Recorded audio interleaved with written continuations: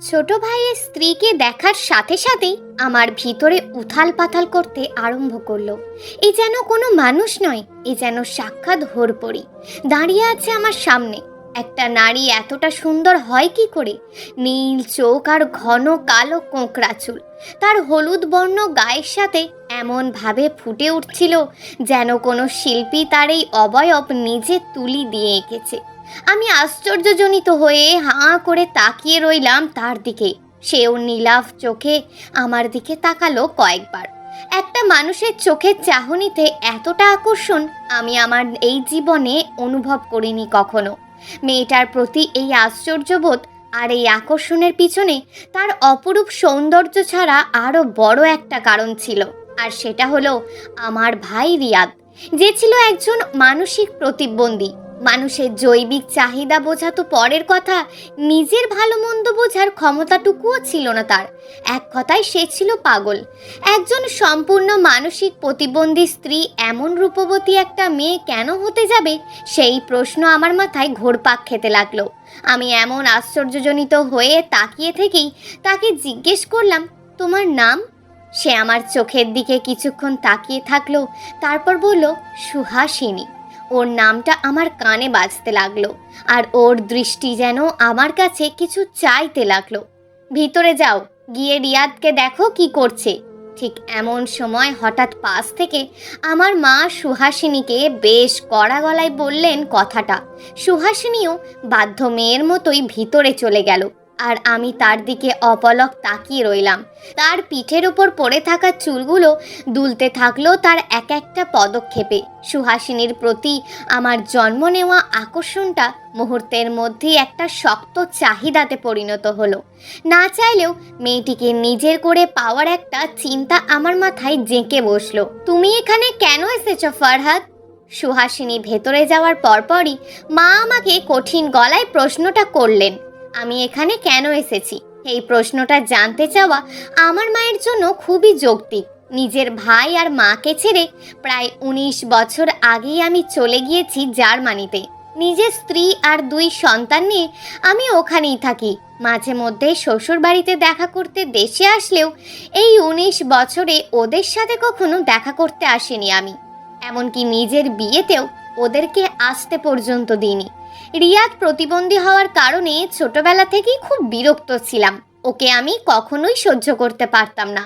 সব থেকে বড় কথা, ওকে আমি যতটা অপছন্দ করতাম তার থেকে অনেক বেশি অপছন্দ করতাম আমার মাকে।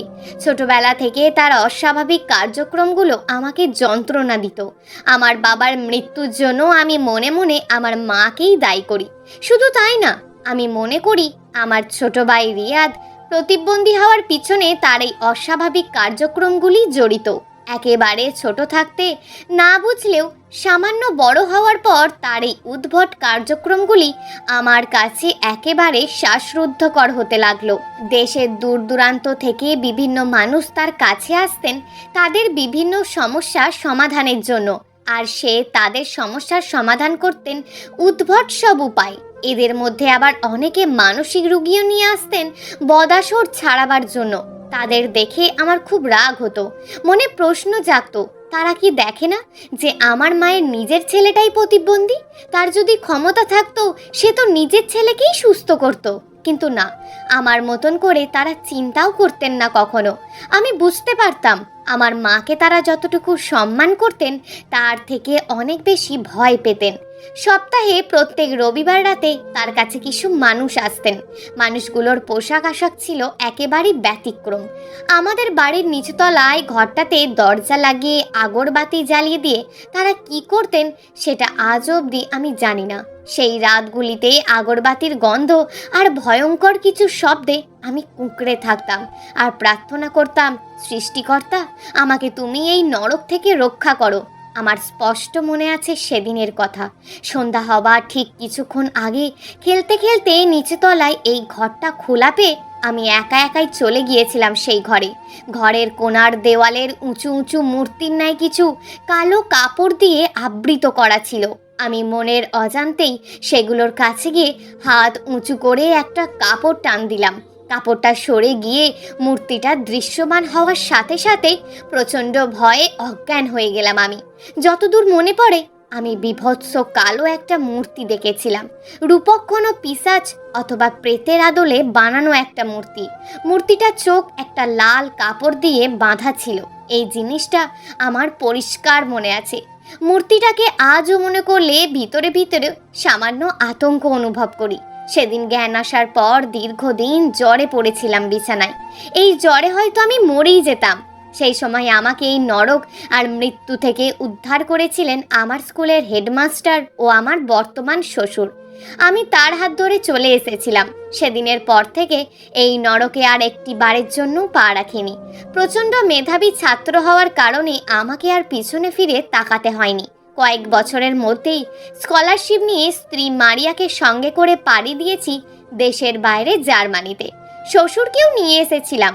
এই নরকের আশেপাশে আমি এবং আমার কোনো আপনজনের ছায়া পড়ুক সেটা আমি চাইনি, কিন্তু আজ এত বছর পর নিজে থেকে এখানে আসা বিনা কারণে ছিল না। এই আগমনের পিছনে দুটো শক্ত কারণ ছিল। আমি দূরে চলে গেলেও আমার সাথে ঘটে যাওয়া ছোটবেলার দুর্বিষহ স্মৃতি আমাকে ছেড়ে যায়নি। প্রায় রাতেই ভয়ে চিৎকার করে উঠি আমি। জার্মানিতে বেস্ট সাইকিয়াট্রিস্টের সাথে বহুবার সেশন হয়েছে আমার। এই সমস্যাটা কমে আসলেও একেবারে সুস্থ হইনি কখনোই। একাধিক মনোরোগ বিশেষজ্ঞের সাথে কথা বলার পর শেষ পর্যন্ত প্রত্যেকে একটাই সমাধান দিয়েছে আমাকে, আর তা হলো যে জায়গা থেকে আমার এই ভয় শুরু হয়েছে সেখানে গিয়েই এই ভয়টাকে শেষ করতে হবে। মন না চাইলেও স্ত্রীর অকুল অনুরোধ আর এই কয়েক বছরে জমানো সাহস আর বাস্তবতা আমাকে নিয়ে এসেছে এখানে। 2 নম্বর কারণটা আমার ছোট ভাই রিয়াদ। মাকে অপছন্দ করায় তাকেও অপছন্দ করতাম, কিন্তু দূরে যাওয়ার পর ভাইয়ের জন্য ভীষণ মন টানছিল আমার। সম্ভব হলে এই নরক থেকে ভাইকেও উদ্ধার করব। এই প্ল্যানটা মনে মনেই ভেবে রেখেছিলাম। দেশে এসে এলাকার পূর্ব পরিচিত কয়েকজনের সাথে কথা বলে আগেই জানতে পেরেছি আমার মা আমার ভাই রিয়াদের বিয়ে দিয়েছেন। কথাটা শুনেই মেজাজ চটে গেলেও আমি জানতাম তার মতো মানুষের জন্য এটা খুবই সাধারণ একটা কাজ। মনে মনে ভেবেছিলাম যেহেতু তার এখন বয়স হয়েছে, সুতরাং আগের মতন ভাইয়ের দেখাশোনা একা হাতে করতে পারছেন না, তাই নিশ্চয়ই গরিব কোনো মেয়েকে টাকার লোভ দেখিয়ে এই কাজ করেছেন তিনি। কিন্তু সুহাসিনীকে দেখে আমি সত্যি বিরাট ধাক্কা খেয়েছিলাম। ফারহাদ, মায়ের দ্বিতীয় ডাকে আমি আমার ঘোর ভেঙে তার দিকে তাকালাম। দেখলাম সত্যি বেশ বয়স হয়েছে তার। আগের মতন সেই তীক্ষ্ণতা আর নেই। আমি দাঁত কামড়ে তার চোখের দিকে তাকিয়ে বললাম, এই বাড়িটা আমার বাবার। আমি কেন এখানে এসেছি তার জবাব আপনাকে দেওয়ার কোনো প্রয়োজন নেই। যদি আমি চাই আপনাকে এখানে থাকতে নাও দিতে পারি। কথাটা বলেই আমি তাকে উপেক্ষা করে ঘরের ভিতরে পা রাখলাম। একেবারের জন্য ফিরেও তাকিয়ে দেখলাম না আমি তাকে। মনে মনে ভাবলাম, যা ইচ্ছে তাই। এই কাজটা করে আমি বেশ প্রশান্তি বোধ করছিলাম। মনে হচ্ছিল একটা চাপা পাথর যেন আমার বুকের ওপর থেকে সরে গেল। এখানে একটা কথা উল্লেখ করা জরুরি। আমার ভাই রিয়াদের জন্মের পর বাবা যখন বুঝতে পারলেন সে একজন প্রতিবন্ধী, তখন তিনি মারা যাওয়ার আগে তার সমস্ত সম্পত্তি আমার নামে লিখে দিয়েছিলেন। আমার বাবা মায়ের সম্পর্কটা যে ভালো ছিল না সেই স্মৃতি মনে না পড়লেও বাবার এই কাজ থেকে সেটা নিশ্চিত বোঝা যায়। আমি বাড়ির চারপাশ দেখতে দেখতে ভিতরে যেতে থাকলাম। দীর্ঘ 19 বছরে এই বাড়ির তেমন কোনো পরিবর্তন হয়নি বললেই চলে। এতদিনের ঝাপসা স্মৃতিগুলি যেন হঠাৎ পরিষ্কার হয়ে উঠছিল। সিঁড়ি দিয়ে উঠে আমি সোজা চলে গেলাম আমার ভাই রিয়াদের ঘরে। একটা কাঠের চেয়ারে ঠিক জড়বস্তুর মতন হাত পা ছড়িয়ে বসেছিল সে। ঘোলা চোখ আর কাঁচা পাকা চাপ দাড়ি তার, দেখে একেবারে চেনার উপায় নেই। তার পাশেই বসেছিল সুহাসিনী। আমি আবারও তাকে দেখলাম। আমার চোখ আবারও আটকে গেল ওর দিকে। চোখ যেন আর সরাতেই ইচ্ছে করে না। আমাকে দেখে সেও একটা লাজুক হাসি হাসলো। আমি জানি না, কিন্তু কিছু একটা ছিল সেই হাসিতে যা আমাকে অস্থির করে দিয়েছিল। এমন সময় পিছন থেকে এক অপরিচিত কর্কশ কণ্ঠে ডাক শুনে আচমকা কেঁপে উঠলাম আমি। পিছনে ফিরতেই একজন মানুষকে দেখতে পেলাম যাকে আমি আগে দেখিনি কখনো। একজন বয়স্ক বৃদ্ধ মানুষ। তিনি লাঠিতে ভর দিয়ে দরজার বাইরে আবছা অন্ধকারে দাঁড়িয়েছিলেন। আমিও দরজার সামনে গেলাম ওনাকে আরও ভালোভাবে দেখার জন্য। তার সারা মুখে আর হাতে ছোপ ছোপ দাগ ছিল, ঠিক বসন্ত রোগীর দাগের মতন। সুহাসিনী তার ডাকে জবাব দিল, জি বাবা। এমন কুৎসিত একজনের মেয়ে সুহাসিনীর মতন সুন্দরী কি করে হয়, সেটাও আমার মাথায় আসলো না কোনোভাবেই। বড় সাহেবকে তার ঘরটা গুছিয়ে দাও মা, উনি অনেক দূর থেকে এসেছেন, কিছুদিন থাকবেন মনে হয়। লোকটার কথা বলার সময় আমার মনে হলো তিনি অন্ধ, কিন্তু উনি চলে যাচ্ছিলেন তখন তার হাত আর লাঠির ইশারাগুলি দেখে সেটা একেবারে নিশ্চিত হলাম আমি। মেহমানদের ঘরটাতে থাকতে দেওয়া হলো আমাকে। আমি ঢুকেই আমার স্ত্রীকে ফোন করে আমার খবর দিলাম। তার সাথে কিছুক্ষণ ভালো মন্দ কথা বলে ফোন রেখে স্নান সারলাম।